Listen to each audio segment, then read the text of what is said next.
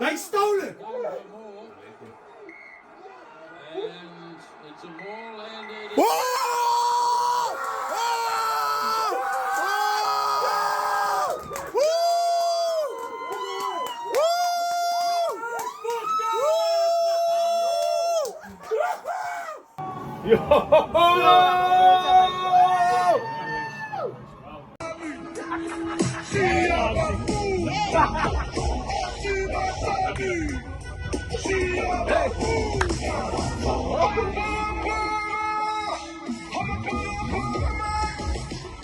Welcome back in, man. It's been a day. Wow, celebrations was big for me as a Springbok supporter. Winning that game, and man, special to see my team pull it through. You know, all the scenes there on the field, the guys lifting the cup. It was fabulous for me, you know, to experience, and I can imagine for the All Black supporters. I fully understand what you could be going through or what you went through. It's always painful, you know, when the games are that tight and you don't make it at the end. It's always a painful experience. But look, I mean, considering that the All Blacks played with 14 men for most of this game, and the performance that they put up, nothing to, you know, feel bad about. It was a brilliant performance from the All Blacks, for me, especially second half. So, guys, let's go into the game. So the first thing that I would say is that I felt that the All Blacks first, it was a game of halves, where the first half was definitely for me the Springboks half. I felt they had a few opportunities to capitalize and actually get more points out of that first half. They should have used some of the opportunities to score tries. They didn't, but they had a decent lead on the scoreboard due to penalties being conceded by New Zealand. And one of the biggest things that New Zealand has had an issue with in this World Cup is they don't exit out of their own half. So every time they conceded a penalty, it was within kicking distance for Andre Pollard. And Andre Pollard was outstanding. He didn't miss a single kick. Crazy Sam Cane off due to the shoulder to head collision. Been sent off. Got pushed on to be red. Personally, I understand where it comes from with the mitigation. They look at all those things when they analyze it in the replays. I know most of you won't agree with that, but definitely a much more solid connection to the face to Jesse Krill in that collision compared to the collision that happened later with the Springboks. But hey, who am I? I'm just a supporter like all of you guys. What's happened has happened. He got a red. And, I mean, how well the All Blacks played that second half of only 14 men. I mean, they were running at the box, you know, for long periods of that second half. So, I mean, if we look at the statistics here, the first thing that don't ignore that's territory for the last 10 minutes, which obviously is not the whole game.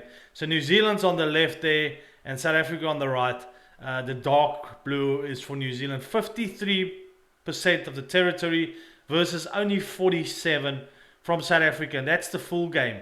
I think it was a little bit different in the first half, but the full game changed things a lot, you know. From a possession point of view, the same thing. You know, the All Blacks had more of the ball in the total parts of the game, you know. You can see their first half, even the possession, more with the All Blacks than the Springboks. And you know, guys, sometimes that's the unfair thing about rugby, you know. When you watch it and you look at those statistics, possession first half, the All Blacks had so much more, but they couldn't do anything with it, because if you go re-watch that first half, you would see that the Springboks had the better half in many ways. You know, they were the better team in that first half, but they were kicking away a lot of their possession. I felt so often if they just held onto some ball and ran it, they could have created try opportunities, but they kept kicking it away with little grubbers and up and unders. I know it's a style of play, but often I felt they had the All Blacks on the back foot, and then just basically putting through a grubber kick, you know, and often just conceding possession. And you can see it here with the statistics. I mean, 459 versus 360 meters carried, 149 runs versus only 85, carries over the gain lines more, passes so much more. We know how the All Blacks will move the ball around in the hands. But you know what? At the end of the day, you have to look at all of this and say you couldn't convert it into points on the board. Defenders beaten more, so much more there. 37-14. I mean, Talia was so dangerous when he was making breaks. Offloads, interesting enough, the Springboks more offloads than the All Blacks. Mauls won more by the All Blacks. Rucks won double. I mean, all these statistics, guys, say that, the All Blacks, were the better team on the field. But yet the scoreline didn't quite reflect that at the end of the day. Rucks won 150 versus 56. 34 kicks versus 38. 1,022 meters versus 1,002 meters. Kicks into touch 16 versus 12. Total kicks 34 versus 38. So both teams playing quite a bit of a kicking game, obviously because it was quite wet. And this was what was shocking to me about the Springboks was their lineouts. Their lineouts has been poor all the way since the semis. I found even against England they were struggling in the lineouts. Now we know the Springboks losing Bongo and Bonambi to an injury very early, and he is definitely a much better thrower than Dion Fourie.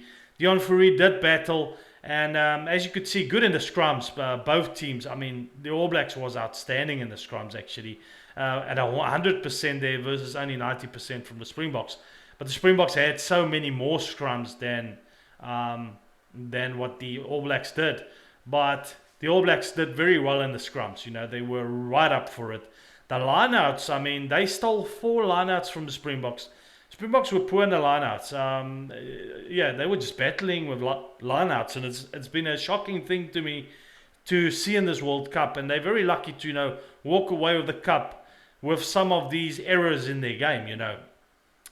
Even discipline, guys. I mean, five penalties versus 10 conceded by the Springboks. But it is very much where the penalties were conceded that made the difference. So a lot of it wasn't kickable penalties that was conceded by the Springboks. So it wasn't in a range or a distance to be able to convert it into points with penalties. Where the Springboks, often where they got their penalties, it was within kicking distance. And they took those opportunities and went for the point, which is something that I was really happy they did, not deciding to go for the corner again and run it. Really using every opportunity they have to take the points, and Andre Pollard didn't put a foot wrong. Red card, tough one, guys, but it was a red card at the end for Kane. And then yellow cards, we know Cheslin Colby got one. I know Shannon Frizzell had one, and who else? Anyway, we'll see as we break down the game. And then, tackles success. One of the places where I felt that the All Blacks were struggling a bit. Not struggling, but they weren't as good as always. The Springboks did seem to break the defense from time to time. 78% versus 80%. You see there's some tackles missed by both teams. But the Springboks really taking a lot more tackles. And because they do the rush defense, a lot more tackles need to be made. Because you almost have to have cross defense come over to take those extra tackles. So 209 tackles. I did feel in that first half, I could see the All Blacks were struggling with the rush defense from the Springboks. Springboks was putting a lot of pressure on that back line, coming up very quickly. And I could see some fumbling of the ball and mistakes being made by the All Blacks very early in the game. And it did put them under some pressure that kind of pressed defense from the Springboks. I felt they didn't try and expose it as much as in the other games that they have before, of the clever little dinks that you can just put over the rush defense. They couldn't get that right really all that much in this game. And it felt like the All Blacks was under pressure right from the start of the game. Yeah, turnovers won, guys. The big difference. And this is something that, is overlooked. This comes back to the Springboks having the depth in this bench, having so many guys come off that bench. It made a huge difference. A Dion Fourie and a Kwagga Smith, such fetchers. Dion Fourie not long on the field, over a ball, jackling. 7 jackals versus only 2. Turnovers 1, 7 versus 2 with the All Blacks. And quite often that is in important places on the field. and it really moves that momentum back to the Springboks. And was a big thing. Yeah, I felt that it might be the one place where, you know, if the All Blacks could just, you know, get over more of those balls at the breakdown. But the Springboks was really good at getting over those balls and turning it around and then changing that momentum back to them. But anyway, if we look at the first half, you guys would see that it wasn't even long into the game, and Frizzell dropped his weight. He dropped onto the knee of Mbonambi, which eventually sent him off. So it was, you know, you got to remember at the end of the day, when a player gets sent off because of the injury, and he's basically taken off, you know, there was some intent there with the way he dropped his body onto his knee. So, you know, for me, that was a fair call. He got a yellow card. He was sent off early in the game, and you're like, whoa, okay, this is going to be a serious one. 3 minutes into the game, Pollard puts it through 3-0. 12 minutes into the game, another penalty. And these penalties that the All Blacks are conceding is with and kicking. It's the All Blacks playing in their own half in the first part of the game. And because they're playing in their own half, you know, they are playing at risk because they're not exiting and playing in the opposition half and then conceding penalties, and Pollard again converting it 6-0. At one point, the All Blacks are playing advantage, and there's I think, who was it, Mohanga or someone put just a little up and under, like a small little kick through towards the line, and Adi Savia is trying to catch it, but the ball bounces to the Springboks side, and if that ball bounced his way, that would have been a try. But at the end, it's not a try for Adi. I mean, I could see already in that first half, the All Blacks were struggling with their rush defense from a Springbok. They were putting a lot of pressure on them, really. And then came that big moment where Kane goes in on Kriel. But I mean, that was solid connection of the shoulder on the face. And Kane not at all dropping his body. He goes right into Kriel's face. And it's given a yellow, which then eventually gets, pushed on to be a red. And that means that the All Blacks sit with 14 men for the whole game, which was crazy, thinking so early in the game to have such a disadvantage. And at this point, I'm feeling, Springboks, you really got to now use this opportunity and close this game down. And they didn't quite. You know, the Springboks did not really do for me what they should have. They should have really taken charge of this game. They should have taken more opportunities. And what I mean by that is that there was opportunities to score tries where they kicked the ball away. And it became quite frustrating to me that they were often not holding on to the ball because all the momentum was with the Springboks. The Springboks was often playing in the All Black half. And that's why as soon as there's a penalty, the Springboks are able to convert. Pollard gets yet another penalty, as I say, converts it, and it's 12-6, guys. And that's 34 minutes into the game. But I just felt 34 minutes into that game and what had transpired in the game, I felt that the Springboks should have by then had at least a try scored. But their lineouts were struggling. They were kicking ball away. And although things were going their way from a momentum point of view and playing in the All Black half, they just couldn't convert. Like they should have at least had another try by this point, I felt. Talia looked dangerous right through the game. Talia just finds a way to break tackles and create space. He's just such an elusive runner. And he was definitely, challenging the Springboks quite often. Them missing that first tackle on Talia. And Talia is just, if you don't put him to the ground, you'll find a way to break the line again. And he was really good for me. The other guy that really stood out in this game, guys, was Peter Steph the Toy. Him chasing down, Mohanga. He was putting Mohanga under a lot of pressure with his kicks. Just chasing down everything. He was ferocious, man. The tackles that Peter Steph the Toy put in on some of those players was phenomenal. He played such a good game to me as well. Ioane breaks and you think he's going to score in the corner. And you've got Colby and Arendse chasing. Arendse in the front and Colby behind. And Arendse takes a fabulous tackle to get Ioane out there.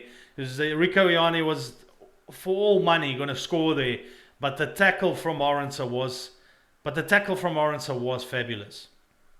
So, I mean, the All Blacks still creating opportunities to score tries and just not coming off for them every time. Eventually, the All Blacks getting a penalty within kicking distance, and Mwanga puts through, and it's 12-6 half time. Gotta say, very disappointing from a lineouts point of view. right through the game, the lineouts was very scrappy by the Springboks. Didn't look very good. And yeah, at times, just the whole game, obviously with a wet ball, just a little bit, scrappy at times, the whole game, Second half, Pollard playing a lot of up and unders, but what's clever is the Springboks have moved away from too much of Faf doing the up and unders. They play it back to Pollard where he's have more space, and Pollard kicks the up and unders, and the one comes off, it bounces back, Kulisi gets it, and I don't know, Kulisi just, indecisive. He had Kriel next to him with loads of pace, for some reason holding onto the ball, and if he got that ball out to Kriel, that could have been another try and another opportunity again for the Springboks where they don't score. And I just felt quite often they didn't use the opportunities as well as they could have. At one point, Willemse gets a break and he puts a little kick on his a little grubber through for Arendse to chase. And for all money, it looks like that's a try for Arendse, and I'm already like kind of celebrating that first try's come in because that's what the Springboks needed. And as he goes over, he knocks the ball, unfortunately. And again, it's like this curse around tries for this game. Every time you think someone scored a try between the All Blacks and the Springboks, it's called back for some reason or something there's some error somewhere or mistake made. And we just cannot see these guys score a try. Then comes the instance where Kulisi goes in. It's the shoulder to head thing, but the difference here is Kulisi, it's pretty much almost just his hair touch.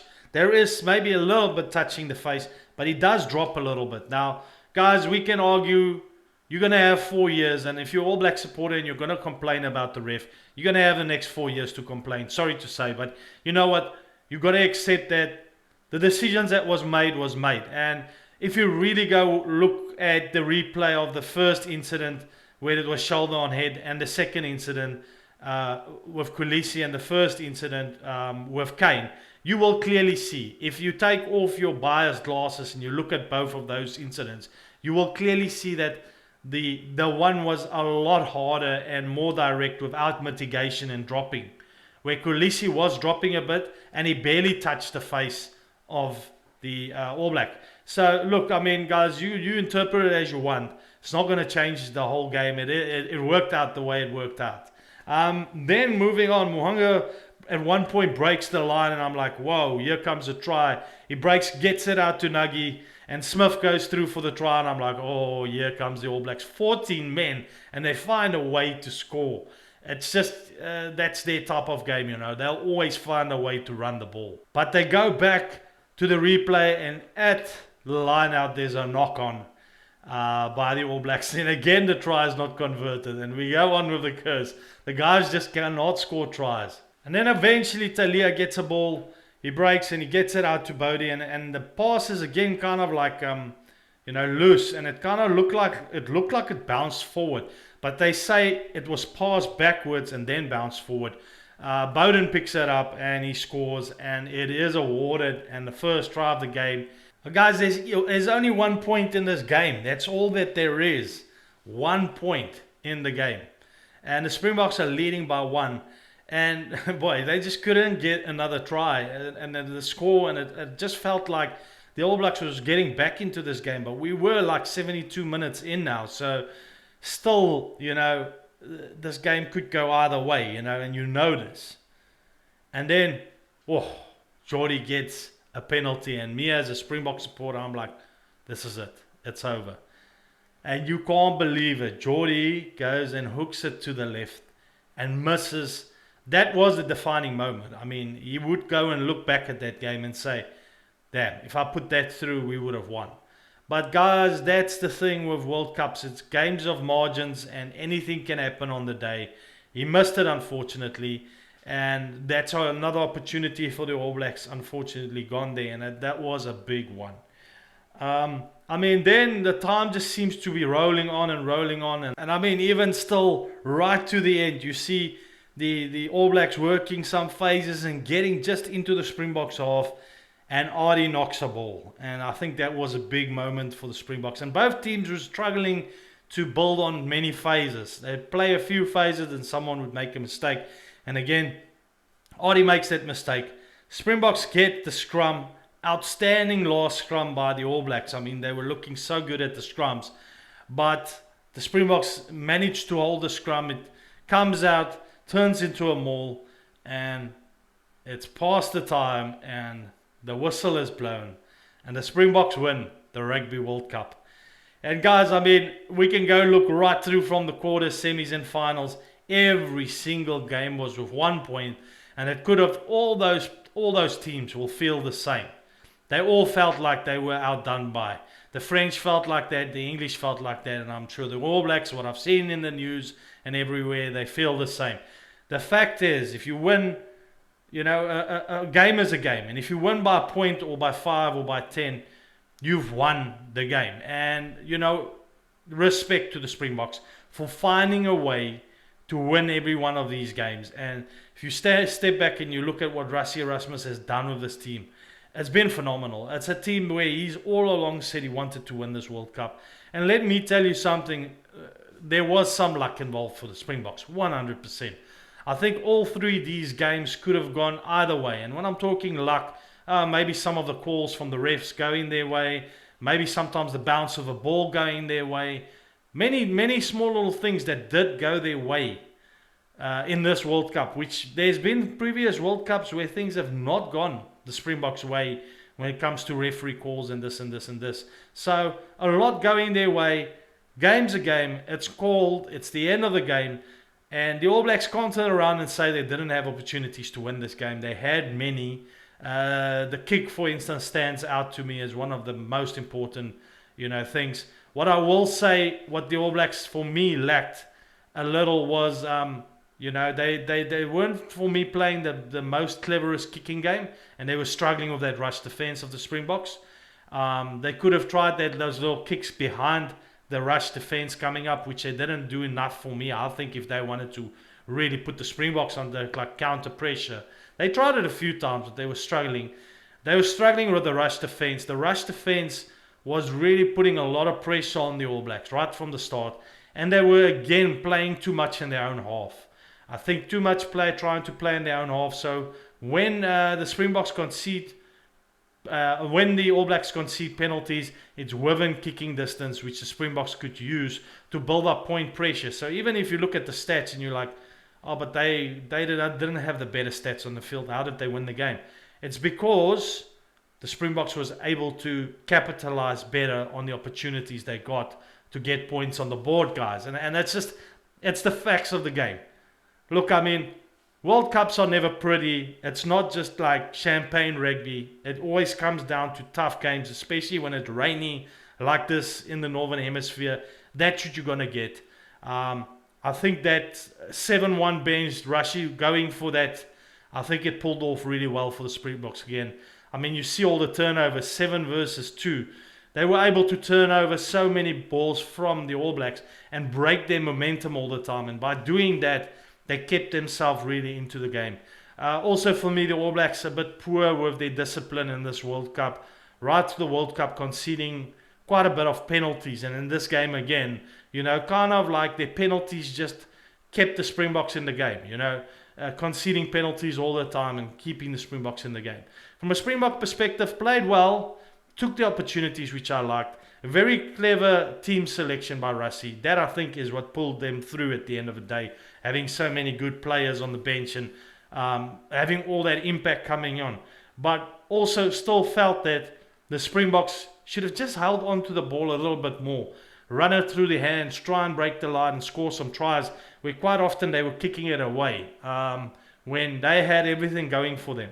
But the fact is, 1 point is all that they needed again for a third time in a row. And my Springboks are the world champs. I am delighted. I can't explain to you how crazy it was for us yesterday, but it was a phenomenal game. And guys, I thank all of you that's All Black supporters, and I say sorry to you. I know that feeling when you don't make it and you lose. I've not experienced that with the Springboks in the final, but in many rugby championships where the All Blacks always beat us in those last games and win the cup.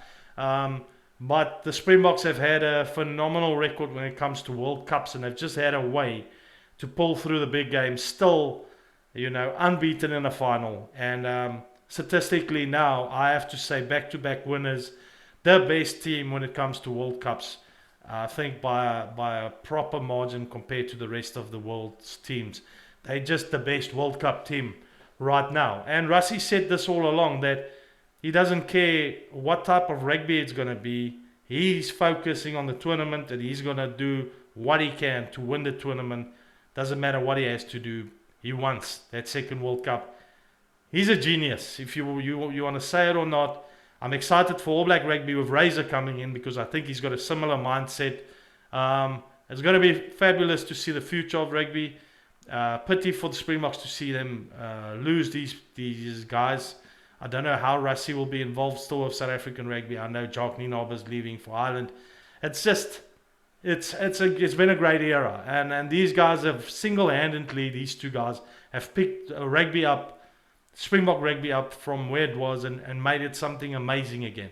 Anyway, guys, I thank you all for watching, and I'll catch you in the next one. So thanks so much. If you enjoyed this, hit the subscribe button still, and you know, we'll have more content come out. There's the URC coming up. There's the rugby there's the Super Rugby. There's Six Nations next year, and then obviously all the big tests also coming up. So yeah, hit that subscribe button. I'll catch you in the next one. Bye. Ja, ons het op gekry, ons het hierdie manne gekry. Wat is jou naam, meneer? Sê vir die kyker, dit ding. Koos die skrammer. Ons is kan sê wat dink jy van die eerste helfte daar van die Springbokke tussen die All Blacks? En wat is sê jy van die tweede helfte? Kom ons skram. Daar hoor julle dit. Hulle moet skram. Hoekom is dit belangrik dat hulle moet skram? Koos. Hulle moet fucking skram. Dis baie goeie raad daar. Dankie, geniet die tweede helfte, meneer.